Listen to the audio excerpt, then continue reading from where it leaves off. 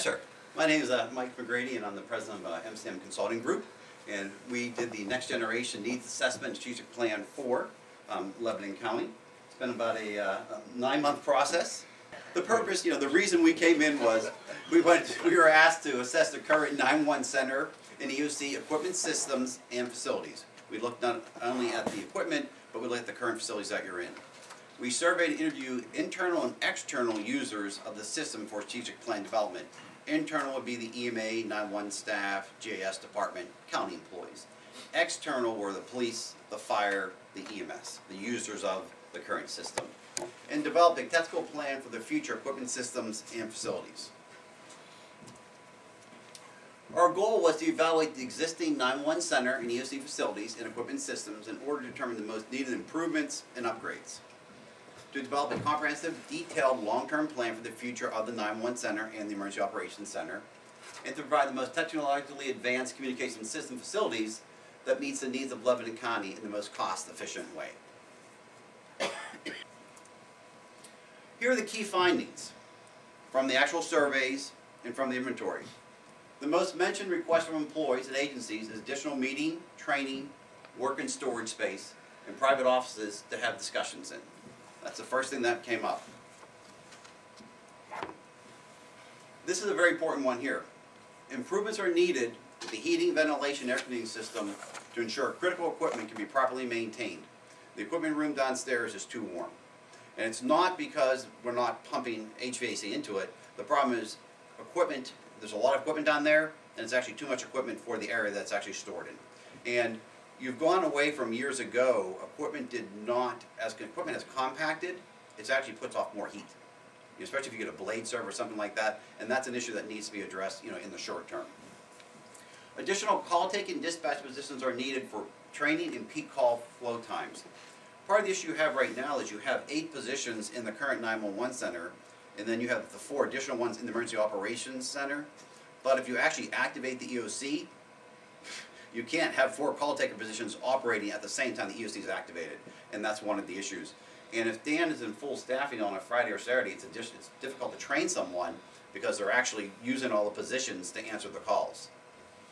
There's no current alternate facility for Lebanon County 911 to relocate to in the event of emergency that would require to evacuate. So right now, you're in the floodplain. If you would have to evacuate that, there's really no place to go that's actually a fix. The current radio system will need to be upgraded or replaced in the future at significant cost. Right now it is functioning, but the fact of the matter is there's several parts of it that have received end-of-life notifications, which means they'll no longer manufacture that part of it. The good thing is you can upgrade the current system and keep a lot of the infrastructure. And there's a whole detailed report in Section 7 about that. More storage facilities and easily assessed central records are needed. When you go down the center, you see where they have all those file cabinets just everywhere, in the Emergency Operations Center. Redundant data and phone paths are needed. Right now you have one path that brings in the 911 trunks. Recommendations would be to have 2 paths come in, so that way if you have a cut of the fiber or cut of the trunks, you would still get half the traffic. The furniture, it's old furniture. There's new furniture that you could put in the 911 center that's more conducive to 911 centers. They have fans inside the compartment, so that way the computers don't overheat. It'll make the things last longer. They can rise and lower, so if somebody's working 16 hours on overtime, they can actually stand in that position instead of sitting. You do actually have wireless funding for that. We did get that for you last year, so you do have funds to pay for that. Same thing for the chairs. They make special chairs. If you're going to be sitting for 16 hours, you can imagine that. Restroom facilities that are adjacent to the 911 center for quick access and return. If the main bathroom's used right now, they actually have to go outside the center to actually use the other bathroom. And so that's not really something that you would want to do if you actually ever had a lockdown center. A center that's capable of security lockdown, that precludes outsiders coming into the center. That's always important. Sometimes when you have a large scale. We talked about the kitchen area. The lunchroom, it'd be nice. Typically we don't like dispatchers eating at their consoles, mainly because you probably have about $150,000 worth of equipment at each position. So if you have a lunchroom where they can actually eat the food not in the center. Locker area, possibly with showers for extended emergencies. And then again, for the long term, if you were going to actually have a new facility or an alternate facility, possibly have an area where they could sleep if they would stay overnight. If you have a big storm come through, the flooding, people are working 16 hours. Instead of them trying to get back home where they can't get back home, they just stay here, get a shower, rest for 8 hours, and come back to work. And again, this is all long-term planning. It's okay in the daylight because you have security here, but at night, park in the back parking lot, coming into the center, again, we have some security recommendations for improvements for that. So part that's like a man door trap. You come in the one door, but you can't get into the second door till the first door locks, and then there's a camera, so the center would actually be able to let only certain people in during off hours, and that's just a security feature. Another consideration you have to look at is, whatever you do, you can't be in the floodplain. But because right now you're actually in the floodplain, and that's your generator is below grade, and all your equipment's below grade. And that's an issue for if you would have flooding, because you could actually take out your whole radio system and also your 911 switch. And one thing we looked at is, if you are going to do something for the future, you could also have it as a continuation of government. Because if you have to leave this building and you're going to an alternate facility, you might have to take part of the central county government with you, and you could actually have it prepared for continuation of government. Not the whole county government, but the main departments that need to operate the county, and you could disperse the rest across the county as part of your plan. EOC, when we did our study, you need approximately, if you would fully activate that EOC, you need space for about 30 people in the Emergency Operations Center. So if you had another Hurricane Lee or whatever, you would actually need about 30 people in that facility. There's, again, same thing for 911. If you have to evacuate, there's no place for the EOC to go. So you're in the same boat. And the big thing is we like to have the 911 center near the EOC, but we don't like it where you have to walk through the EOC to get to the 911 center or the path. So that's what we found, and that doesn't mean we're going to fix all that, because maybe not everything really needs fixed. That's what people told us. So the site surveys, we had each architects come in, and they did the space survey, so they could actually determine how much space we actually need for the current facility and an alternate facility. So the issues that we looked at were the current operation of 911 and EOC have outgrown their current facilities. There's no current alternate facility for 911 and EMA to relocate an event of emergency that would require an evacuation. And that can be flooding, that could be a chemical spill, that could be anything. The current layout of the 917 EMA is not conducive to efficient operations. What has really happened is you have grown so much. Since, was it, when did you have done there? 2003, was it? 2002, 2003. You've grown so much. And the county's grown, the amount of call volume you've taken, the amount of employees you have, you've just outgrown your spaces, which truly has happened over time. Excuse me, that was moved there in 2003? Yeah, 2000. 2000, yeah, 12 years ago. I just assumed it was there from the inception. Additional space for 911 center, central records, critical equipment, EOC, lock rooms, meetings, office, restrooms, storage, and training is needed. So we looked at all these issues. And of course we talked about this. The current HVAC system is not sufficient to adequately cool the equipment room in the 911 center. And that's where the brains of your operation are. And let's be honest, that's where the big bucks are. A telephone switch is $600,000, and it's in that back room. The Central Electronics Bank for the radio system is in that back room.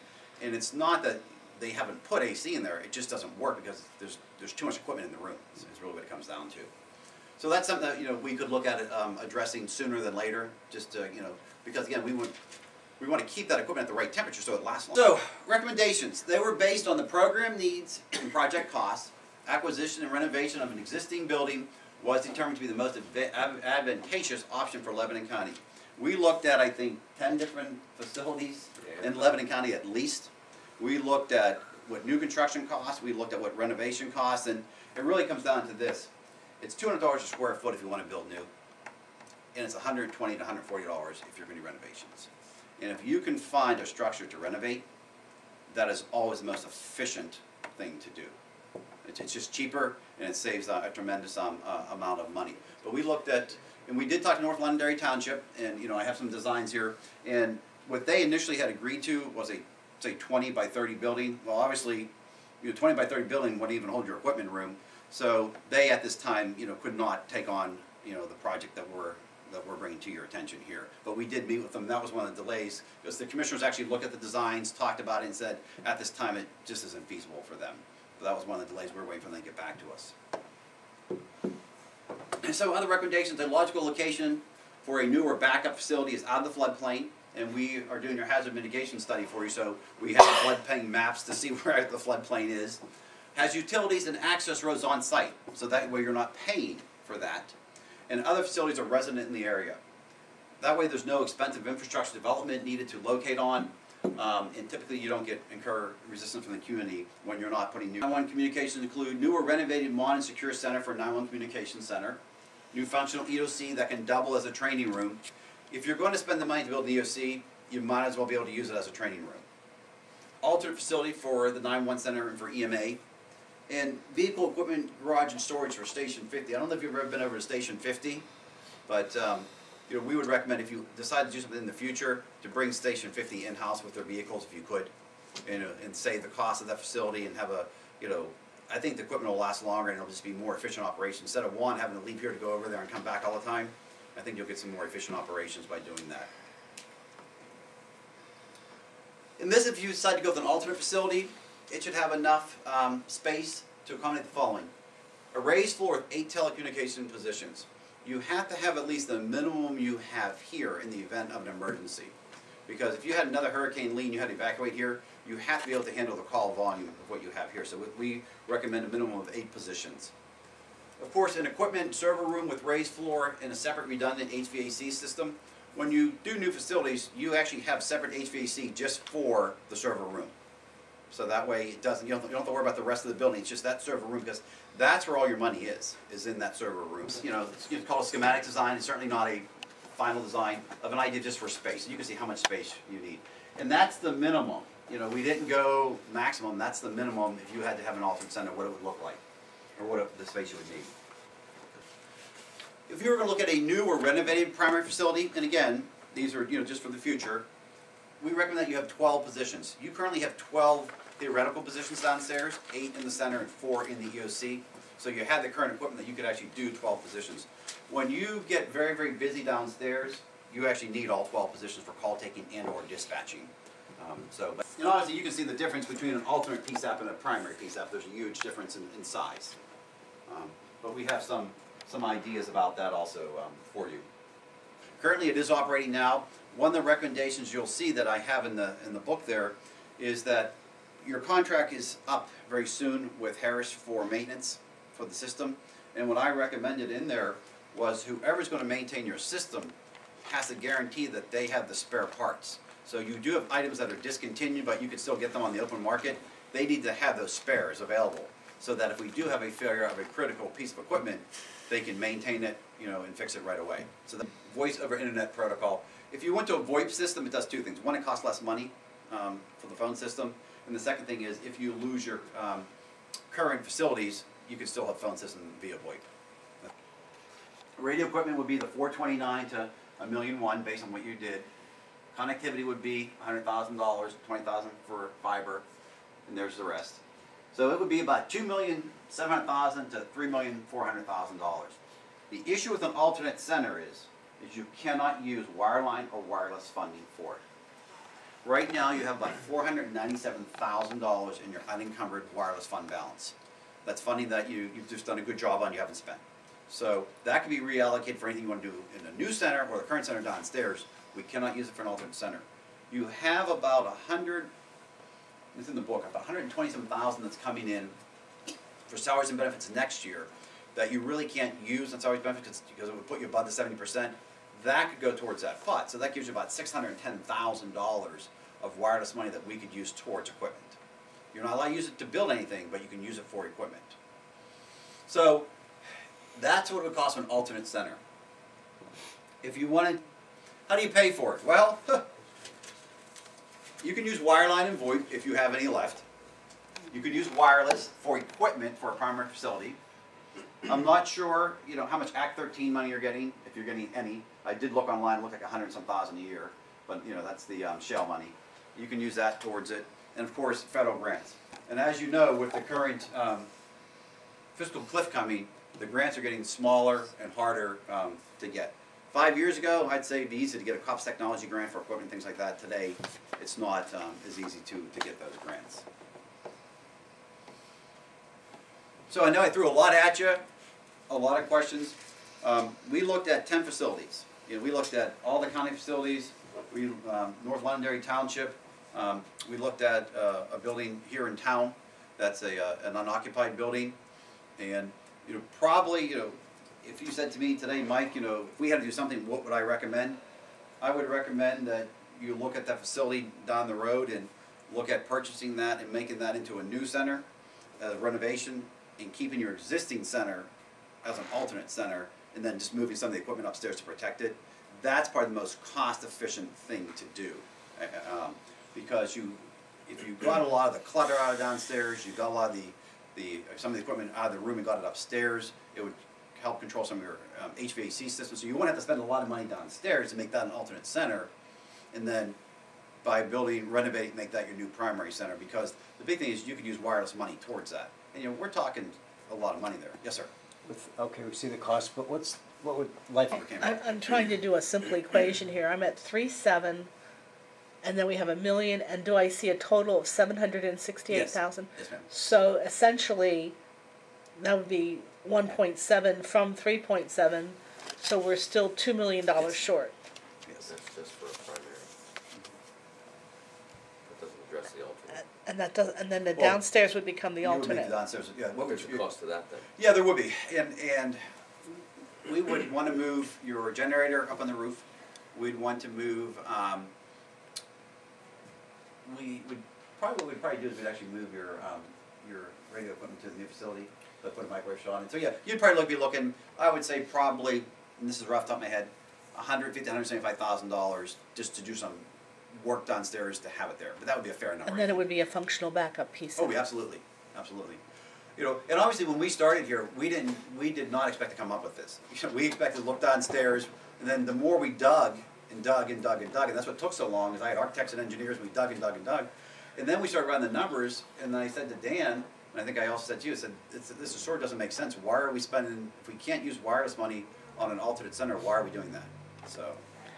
So with the federal. Mike would like to have each of you and maybe go through the center, maybe even look at the potential. Yeah, just to point out the things that location. we've showed you here, to show you, like. Today you've got this meeting, Yeah. you've got MPO, you've got assessments. Oh, yeah, I'll come back. So at some point in time, I think he'd like to get you in a car and maybe go out and. Just visualize Yeah. what we're talking about here. As part of this. Yeah. I'd just like to make an observation and a general comment from my standpoint. When we began this process and we were looking at the somewhat a decision that had been made by the prior board, and then we decided to do this study and not move ahead with the direction that they were going. I just feel that we made the right choice here, and it took a little longer than we wanted it to take. But even just sitting through your presentation this morning, I feel a whole lot better prepared as a commissioner to at least take a look at these things and try to make a reasonable decision as to where we should go. So I think it's important that we made this decision, and secondly, I want to thank you for Oh, I appreciate that. putting this together in the fashion that you did. With this idea of the North Londonderry site, was that one of the 10 that you looked at? Yeah. Did you run Yeah, numbers for that? and they were very, very congenial, and we went up and looked at the grounds, and then, but when these actual drawings came out, we knew, and we looked at the agreement was for, I think, a 24 by 32, well, we knew that wasn't, so when I sent them, was it Gordy? I sent, the manager sent him, and he said, oh, I'm gonna talk to the commissioners, he talked to the commissioners, and they said, well, we appreciate you making that offer, it's not in the same agreement, so at this time they can't do it. But we did talk to them, and we did go out and see them. So they really don't have space for the type of. Well, facility even to build a facility like that, we're looking 6 times the size of it, so that was the issue. And But they were great to talk to. the part of that agreement, tentative agreement, John, was that they were actually going to build the building with their folks. Essentially, they were looking at a block building or Right, and use their facilities, Yeah, you know, generators, things like that. I Yeah. think Yeah. that It's really not their a- capacity is there. And no toilets. Right, I they had remember used their, But they were great to talk to and to Yeah. very They're accommodating. wonderful They could have people. been more accommodating. I guess it's a double question here. What is the total square foot on each of these drawings? Off the top of my head, I wanna say the backup PSAP, the alternate is around 6,500, and I wanna say the main one's about 14,400. But I will send you an email with the actual numbers. Thank you. And again, based on, you know, if you can get a 13,000 square foot building, well, then you'll make it work at 13,000 square feet. You know, but that's just, you know, if we were able to do everything, how much space you would need. And again, those are what's called, you know, schematic designs, so. And then, I said, our friends at Each Architect did this for us. And what was the original building that we were looking at? 30 by, For roughly 5,500 square feet, something like that, 5,000, does that sound right? Okay. All right, well, thank you very much. Thank Thank you. you. Thanks to all of you guys. Appreciate all your